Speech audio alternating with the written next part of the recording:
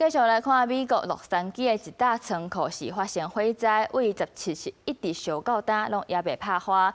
衝出來烏煙甲化學氣體是已經對當地空氣佮居民的安全造成威脅。市長在20日嘛宣布進入地方緊急狀態，加強救災。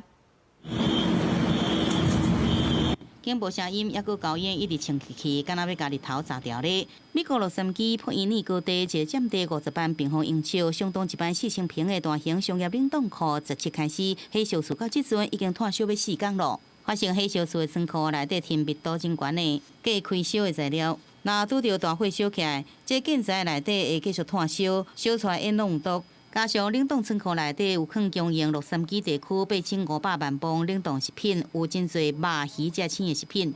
燒出濟工，物件爛去的臭味，也有化學煙，散到4區位啊。Air starts to shift towards the east. We're talking about Montebello. We're talking about City Terrace. We're talking about parts of Boyle Heights. 警方初步調查，火災是因為第三方業者承包商佇厝頂測試太陽能板時無細膩，互燒起來。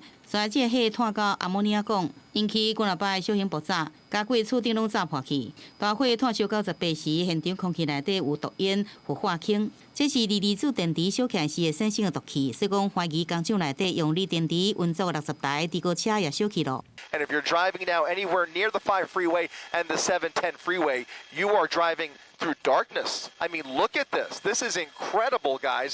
The amount of real estate that is consumed by this potentially toxic air. 對此，洛杉磯市長凱倫巴斯20日經由官方的網站發出聲明，宣布洛杉磯市進入地方緊急狀態，會調動所有資源來把這場火災拍熄。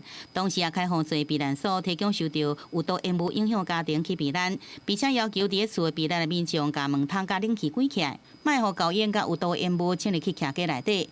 公視新聞，陳時東編譯。